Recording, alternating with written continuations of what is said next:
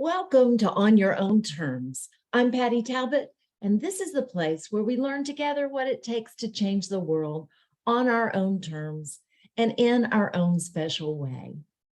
Today, I'm honored to have with me former school board member in Montgomery County, Virginia, here in the United States, where I live, Gunin Kiran. Gunin has been someone I've been following for quite some time, even though I did not know her at all until quite recently, because she's been on the school board in our county here close to my home for the last 8 years. But it was after I left the school division that she started that level of her service. And I've invited her today to share her homegrown solutions for a patchwork world, her own changemaker journey, because I was recently inspired by something that she did. She wrote a beautiful letter to the editor speaking up for public education. Even though she's no longer on the board, she remains quite active in our community, supporting important work, important things that she believes in her own special way. I've invited her today to tell us her own changemaker story, specifically to encourage us all in the area of civic engagement. So I'm so grateful to have you with us today, Gunan, and I'm eager for our audience to hear your story as a changemaker. Welcome, Gunan Kiran. Thank you so much. This is a wonderful opportunity, and I'm really honored to be part of your program. I've been following it on and on. I am born and raised in Ankara, Turkey. My father was an architect, and my mother was a homemaker, even though she did work time to time. Education was very important. I think reading and writing and researching really instilled by my father. I learned English in elementary school and I learned French in middle and high school. Transferring from elementary to middle, I had to go to 1 year of prep school so that I will be ready for the French speaking middle and high. And then turned out to be at the end, the college that I wanted to attend was all in English. So I had another prep school so that I can this time transfer from the French to English again, back to the original language. I attended private schools, elementary, middle, and high, but a very well respected public university for the area called Middle East Technical University and serves a lot of countries in the Middle East as well. So we had a lot of international students attending. My thoughts were always wanted to be an architect initially because that's what my father was. And till the last minute, I think he thought I was going to be an architect, but somehow my chemistry high school teacher, changed my mind because I was really good at his class and he thought I should be a chemical engineer. And in fact, chemistry and chemical engineering are not the same things, but I didn't know that. so, so I said, okay, my first choice is back in Turkey, we have, and still they have, general entry examination. Used to be a one step, now it's actually even difficult. It is two steps. So I put my first choice, chemical engineering, and the architect probably choice number 10 suddenly on the list. And then I got my first choice. So I did both my bachelor and master's at that university and studied chemical engineering.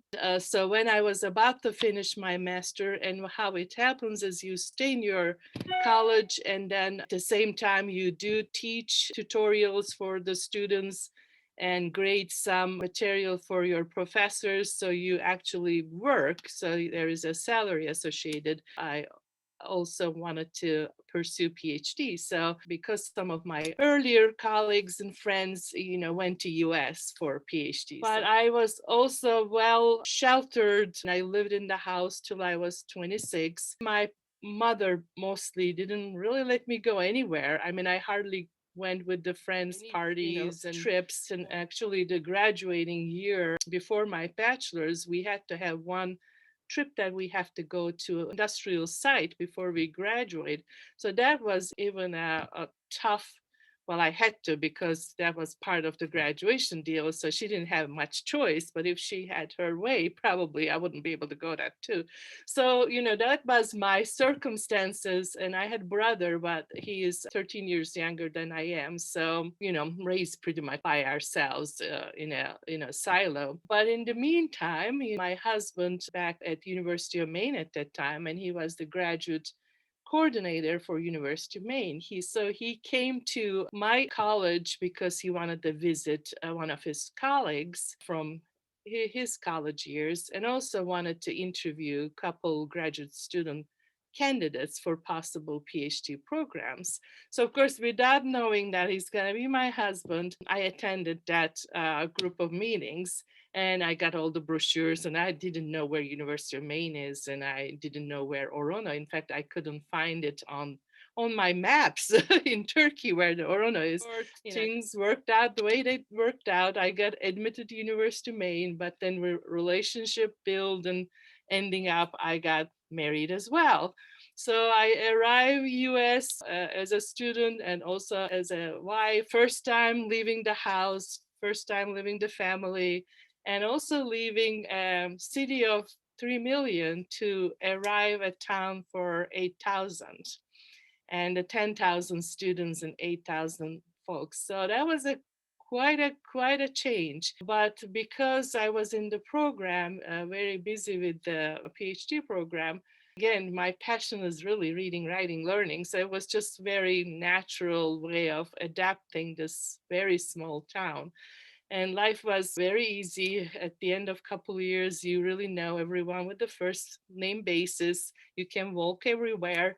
In the meantime, start having family too. So I was most part pregnant with our first child, our son, and then things were getting a little difficult too along the way. And so I continued the program for years and did all the coursework. But by that time, I was pregnant with the second one, and I decided, and being in the same field, both of us, and he was ahead of me, and the town was too small to have both of us in the faculty at the same time, and no industry for me to really work.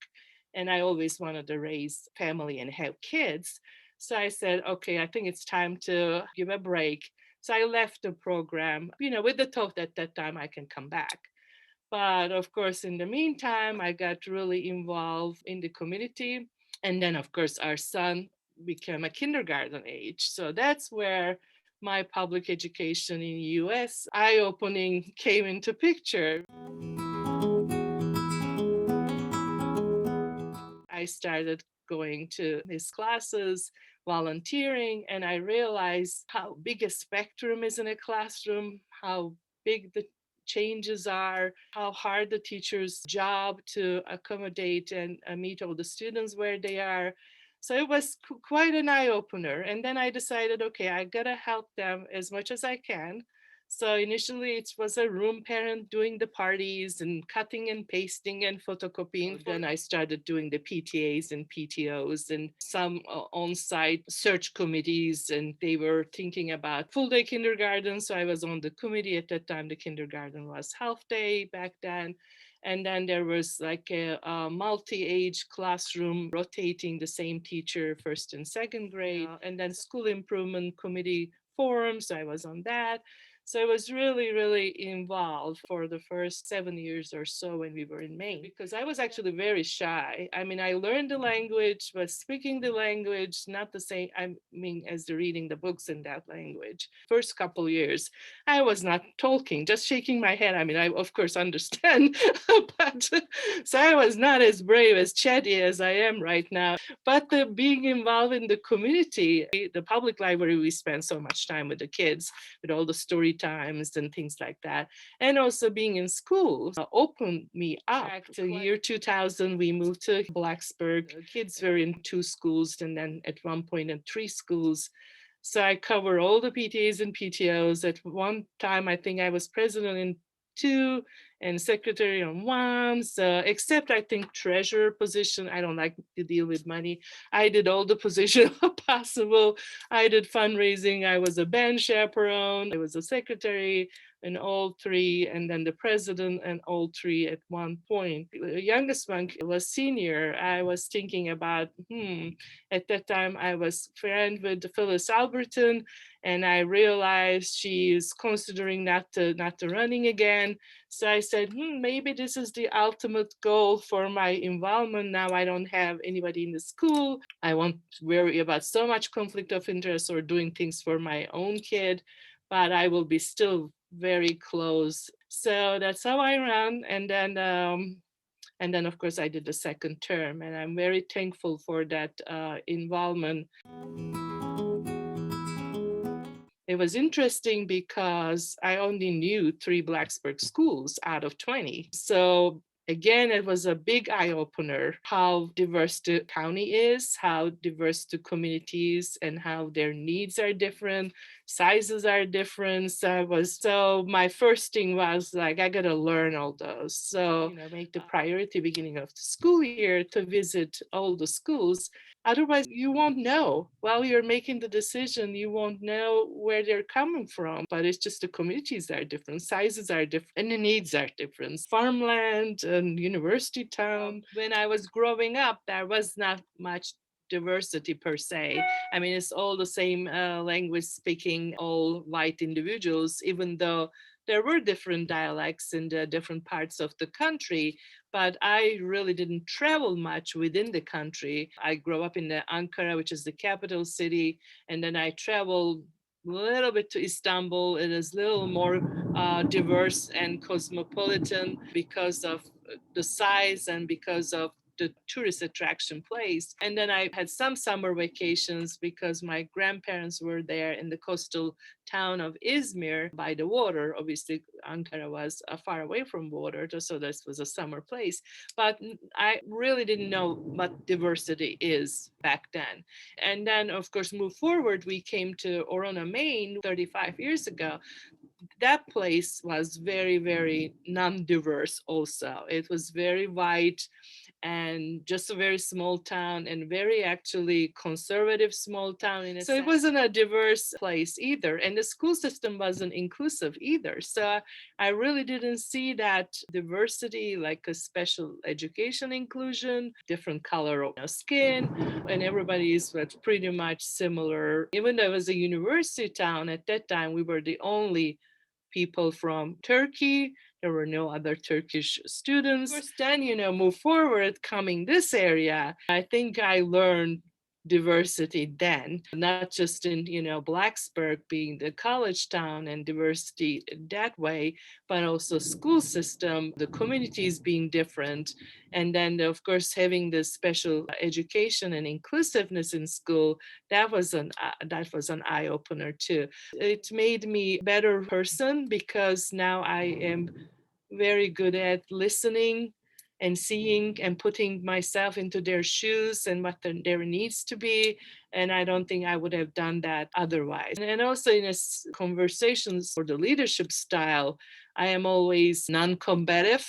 I'm not aggressive. I always like to listen and put myself into other people's shoes. Definitely will think more than once, twice, three times before I utter a word. That's why my initial year or two, probably on the board, was all listening. It would have been interesting to see my change in actually participating the year I was on the board versus like the year I left. Number one, of course, you learn how things works, so you get comfortable with that. But also the other thing is just I was like observing and listening and learning without jumping and judging. And so definitely hearing everybody's voices, that's the fabric of the society. That's why I am also very in support of public education, because you can protect your child for different reasons. Maybe they can't do in a classroom setting, or maybe religious reason, this or that. But at the end, you cannot protect them forever, and they have to be in the society and functioning citizens of the society. And public schools, just in a small scale, that's what they do. I think the text toward public schools comes from the mostly that too, not because we don't do well with the read and writing and math, but because we have to deal with all the societal stuff and then expectations. Schools have to take care of all the societal stuff. Like, I mean, you have to be childcare center, you have to have the internet provider, and you have to feed the kids too, and you have to transport the kids too. So everything is expected that teachers have to, or the school system have to do. In fact, actually, society has to help those out on the other side. Pandemic was the way big eye opener in that, wow, now kids don't have internet in school, how they're going to learn online, or wow, now they're hungry, what we going to do, they don't have food, oh, now they don't have transportation here and there, or we don't know what they do. Students are coming to school carrying so many baggages. We don't know whether they had a house to sleep in, or whether they had breakfast that morning, or whether they've been abused, or whether they saw something they shouldn't be seeing, or so many things that I learned about those adverse childhood effects when I saw the spectrum. And I mentioned that it was a wide spectrum of needs in the classroom of 15 and 20.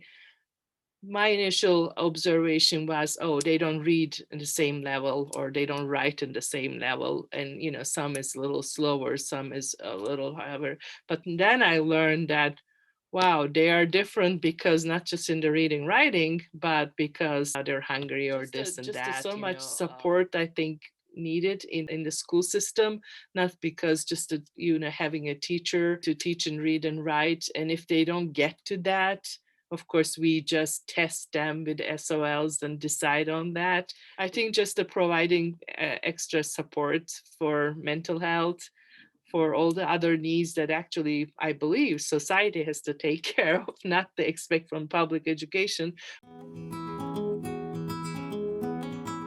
Human beings are pretty easy to judge. When we don't like something, we will just tell our opinion. We don't like X, Y, and Z. But then, if you want that to be different, then you have to make an effort to change that X, Y, and Z, because otherwise, criticizing doesn't help after the facts. We always talk about negatively at the outcome of the elections when we don't like the results. But if you haven't participated in the election, then you have to zip and don't say anything, because you did not do your job to change it. And even it's just a one vote, it is proven that, especially nowadays, very few number of votes makes a huge difference. I mean, you can extrapolate that for everything. If you see something, it's not right. If you don't speak, nobody will know, number one, what you think. And then also the others may not know, because they may not see the other side. So they will believe what they think is right, unless you told them what is the other option, whether it's right or wrong. Talking to supervisor, talking to school board members. Again, my personality is not being in the microphone. I get nervous. I told this to people for 8 years. The last couple years, I had less butterflies in my stomach than first 6 years. Probably writing comes a little more natural to me. Effects of these things trickles down, because I put off my letter to editor on Facebook, Instagram, LinkedIn, and Twitter. So on LinkedIn, I heard from a board member from Arlington, which we were on the board when I was Blue Ridge representative on the Virginia School Board Association. So she was also representative of her region, and she is also the chair of Arlington City Schools. And of course, at that time, I was chair too. So she put on a LinkedIn, this is wonderful. I'm going to tweet this and share this with my circle. And here it is, what I did in this area in Roanoke. Now it's being shared in Northern Virginia, in Arlington.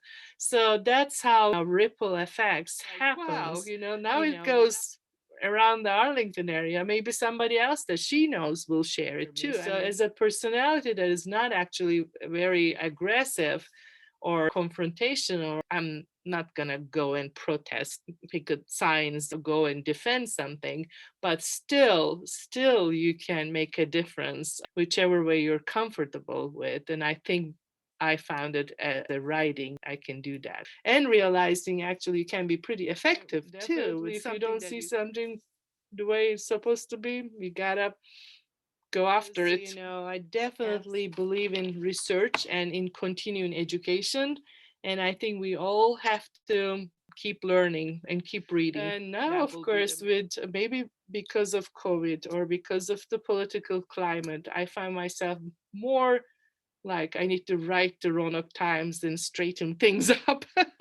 So, or maybe to defend public education. I guess now that's what I'm finding myself. I need to be advocating and defending. So that's where I am now. The final exciting thought is maybe writing a book. That could be either for direct newly elected school board members, what to do, what not to do, my experience in general in public education and starting as an immigrant and now being in the system for 35 years. I think what I learned and how important public education is, cornerstone of the democracy, but also K through 12 is such a baseline for everything. I mean, what we do in the future starts with learning how to read and write.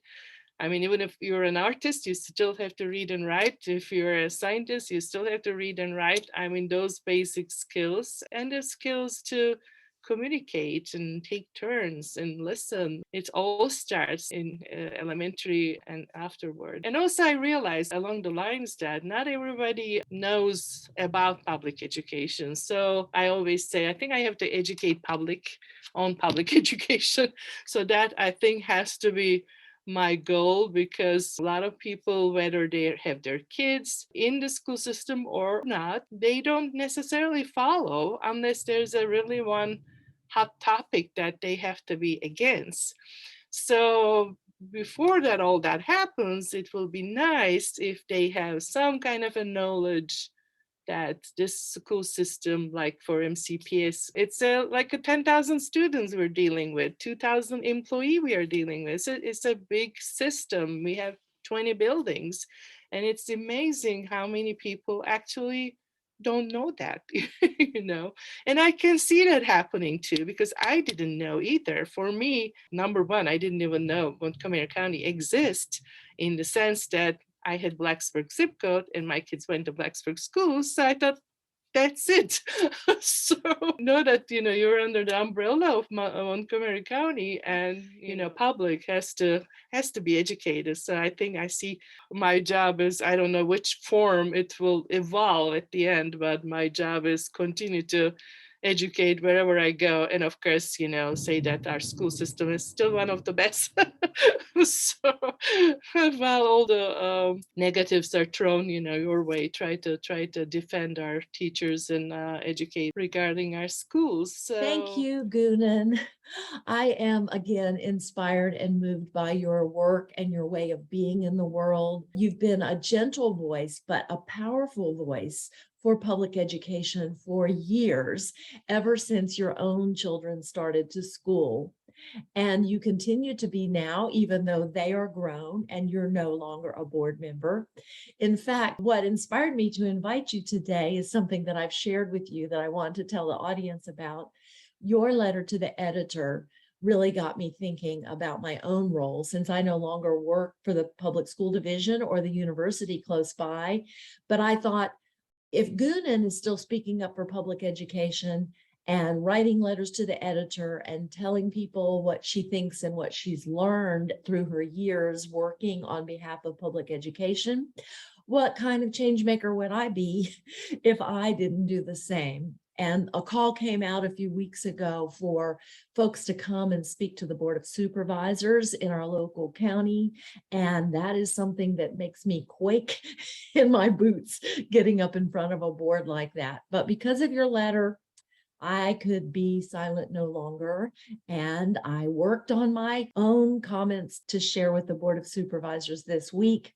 And I could feel your hand on my shoulder as I got up in front of that board and told them what I thought about the importance of keeping public monies in public education and all of the reasons why. Your message really inspires me to want to be more engaged civically in my own community, because As everyone here knows, my work is about cultivating homegrown change makers, and that means starting from where we are.